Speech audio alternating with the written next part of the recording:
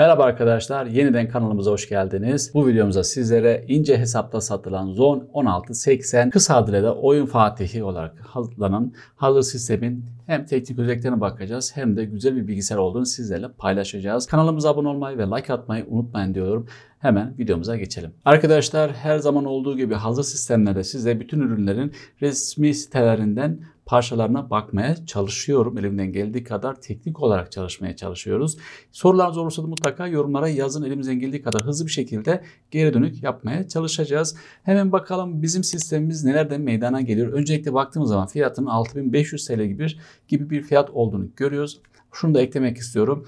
Bu fiyata monitör, klavye, mouse ve işletim sistemi dahil değildir. Sadece kasa ve kasa içerisindeki birazdan anlatacağımız parçalardan meydana gelmektedir arkadaşlar. Zone 1680 diye Oyun Fatihi olarak geçen bu bilgisayarımızda AMD bir işlemci kullanmakta ve 1200 RX 1200 diye bir işlemci kullanıyor. Diğer hazır sistemlere nazaran buradaki ekran kartı biraz daha iyi ekran kartı diyebiliriz aslında.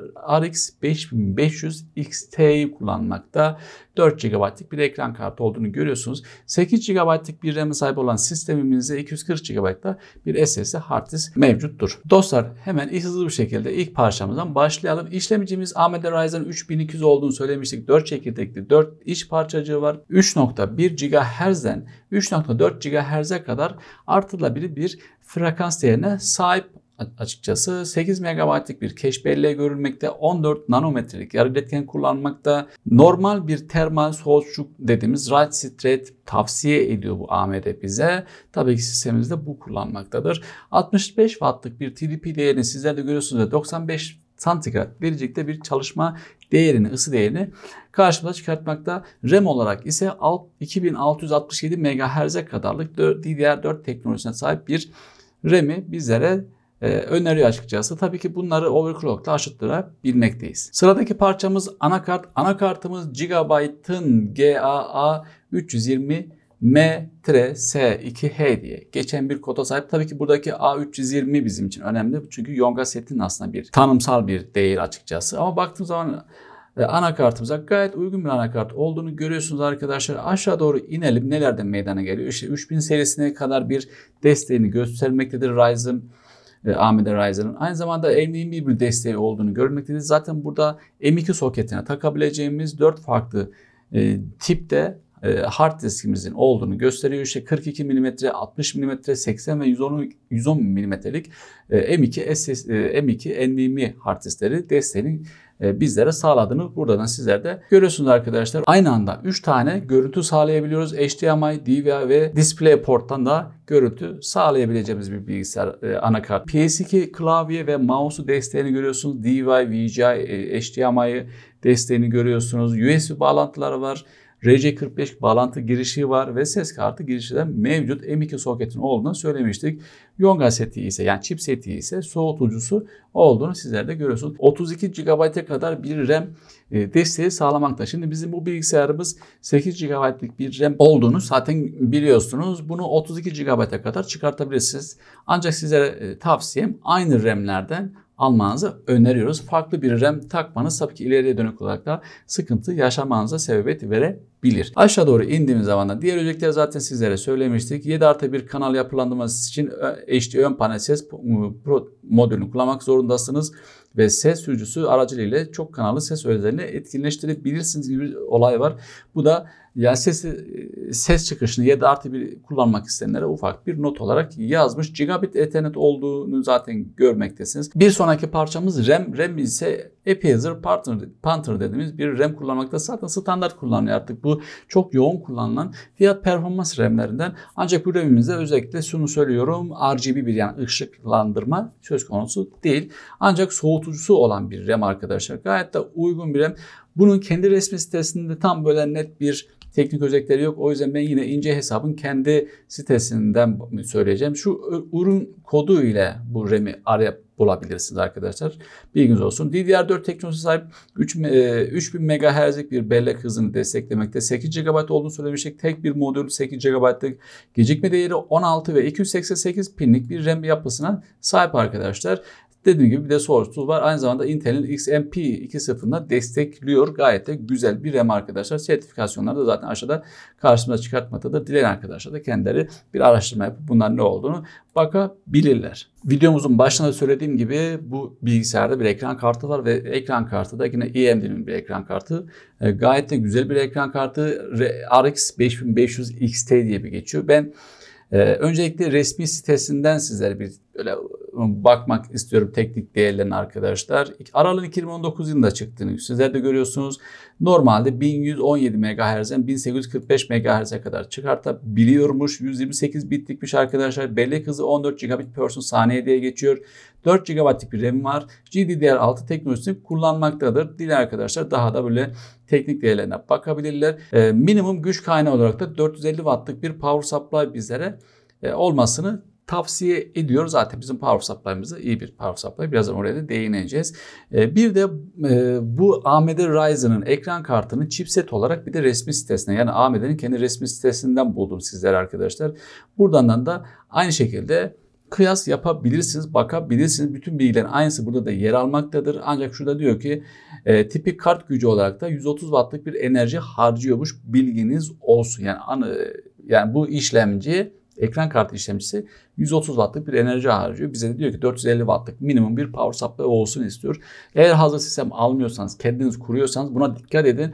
450'de sınırlamayın. Biraz daha üstünü, bir tık üstünü yapmaya çalışın arkadaşlar. Yani power supply'ınızı yüksek tutmaya çalışın ki yüksek kullanımlarda power supply'ın fazla ısınmasının önüne geçersiniz. Aksi halde tam sınırda yaparsanız yüksek kullanımda power supply daha fazla ısınmaya başlar.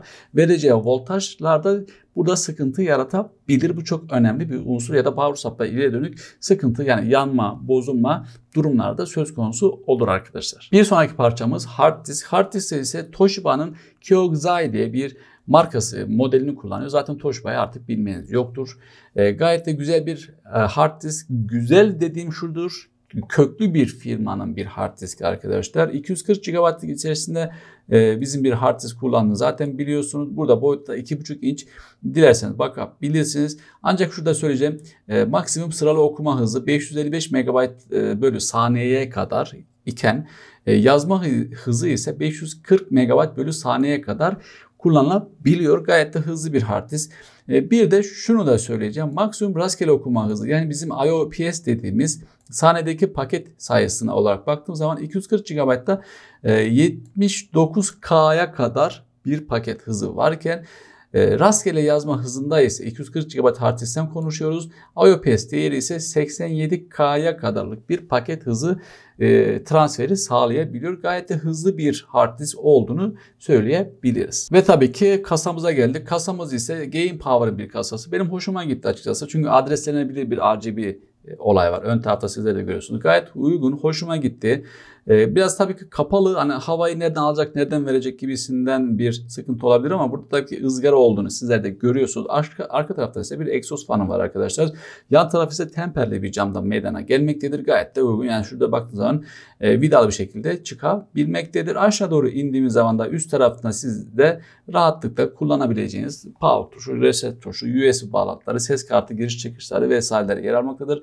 Aynı zamanda ileride siz işlemcinize bir likit soğutma kullanmak istiyorsanız da üst tarafta burada arkadaşlar, tabii ki bu üst taraf biraz mıknatıslı bir olay, zaten bilirsinizdir. Buraya da isterseniz 2 tane ekstra bir likit soğutma fanı da bağlayabiliyorsunuz üst tarafında. Onun dışında arkadaşlar teknik değerlerine gelecek olur isek ATX mikro anakartlara, mikro ATX ve ATX anakartlara uyumluymuş. Şurada baktığımız zaman arka panelde bir tane 120 milimetrelik fan var. Egzoz fanı dediğimiz bu dahilmiş. Üst paneldeki az önce bahsettiğim 120 milimlik 2 tane isteğe bağlı arkadaşlar. Aynı zamanda bu kasamızda şunu da unutmayın. Ön tarafta da bir fan maalesef yok. Burada zaten yazan bilgi üzerine sizlere söylüyorum. Dilerseniz 3 tane de 120 milimetrelik fan ekstra taktırabilirsiniz. Tabii ki bu fiyatınıza ekleyecektir. Artı fiyat olarak geçecektir. 2 tane 3,5 inçlik varken 3 tane SSD takabiliyorsunuz aynı anda. Kasamızın CPU sonsuz destekleri, boyutları, radyatör boyutu, VGA kart yani ekran kartı boyutları da burada yer almaktadır arkadaşlar. Gayet de hoşuma gitti açıkçası ama ön tarafı beni biraz düşündürdü. Hani neden fan yok? Yani bir fan olsaydı 3 tane daha iyi olurdu. Tabii ki fanların fiyatları yüksek olduğu için belki bu maliyeti arttıracağı için belki buna değinmemişlerdir.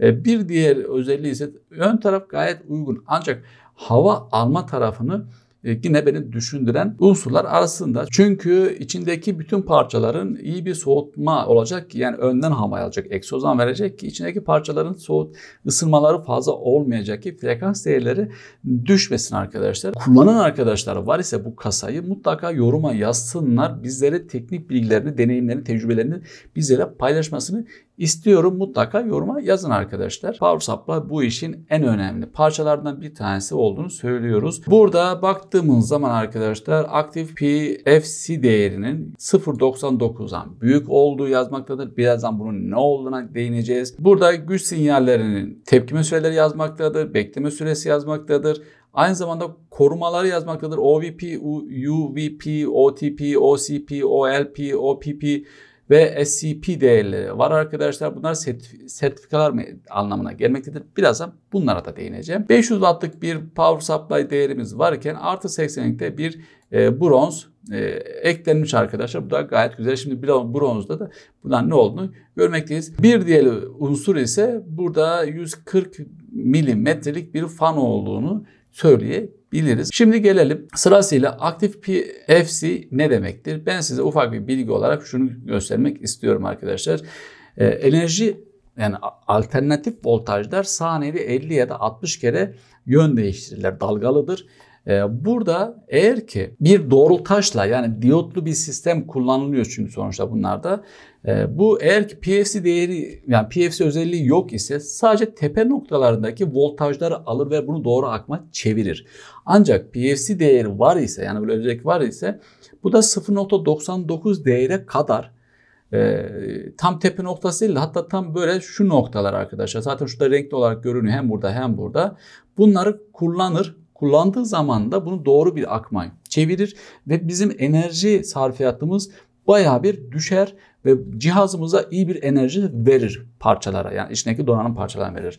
Sadece buradaki şu beyaz tarafları kullanmadığını gösteriyor. Ama eğer ki siz bir power supply alacaksanız bir PFC değeri yani özelliği yok ise sadece şuraları alacağı için sizin power supply'ınız yeterli kadar bir enerji sağlayamayacağı, voltaj sağlayamayacağı için ya da bir güç sağlayamayacağı için daha fazla ısınmaya çalışacaktır ve az bir enerji verecektir. Yani kısacası şunu demek istiyorum.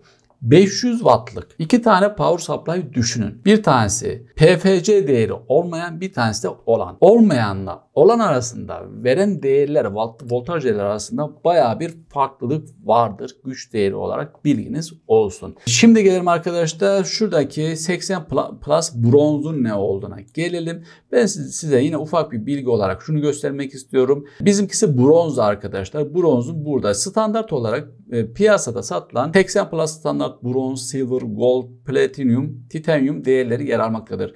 Buradaki değerler ne kadar yüksek olursa power supply'ımızda değeri o kadar iyi olur. Bilginiz olsun. Özellikle çok yoğun oyun oynuyor iseniz yani oyunlarda çok böyle vakit harcıyorsanız bilgisayarınızı yoruyorsanız bu değerlerin olabildiğince yüksek olacak bir power supply edinmenizi şiddetle tavsiye ediyorum arkadaşlar. Ve geldik sertifika taraflarına. Buradaki korumalarla ilgili. Buradaki OVP, OPP, OTP değerleri ne olduğunu sırasıyla gelelim. Arkadaşlar OVP aşırı gerilim koruması anlamına geliyormuş.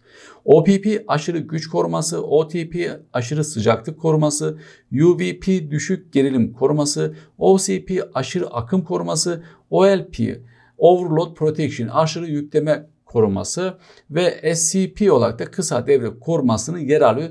Bizim bu power supply'ımız bunların hepsini alıyormuş, bilginiz olsun. Yani dahilmiş bu sertifikasyonlar. Bunların haricinde başka daha değerler olan power supply'lar mutlaka piyasada var. Tabii ki fiyat olarak da yüksek.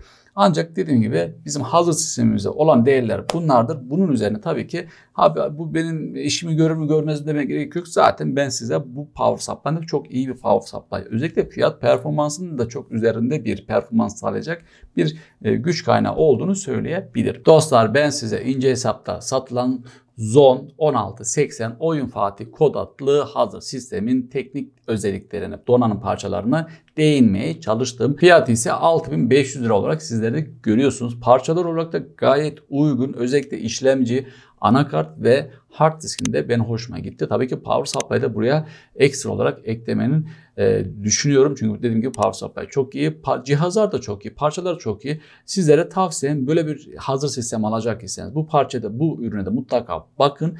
Ve bir tavsiyem daha var arkadaşlar. RAM'ini 16 GB yapar iseniz bu bilgisayar sizi yıllarca rahatlıkla oyunlarda götürebilecek değerlere sahip. Ben elimden geldiği kadar sizlere piyasadaki hazır sistemleri, videoları çekmeye çalışıyorum. Umarım güzel videolar oluyordur arkadaşlar. Yorumlara mutlaka yorumlarınızı, sorularınızı, beğenmelerinizi mutlaka yazın. Beğenin, abone olun, paylaşın ve bir sonraki videomuza görüşmek üzere. Esen kalın.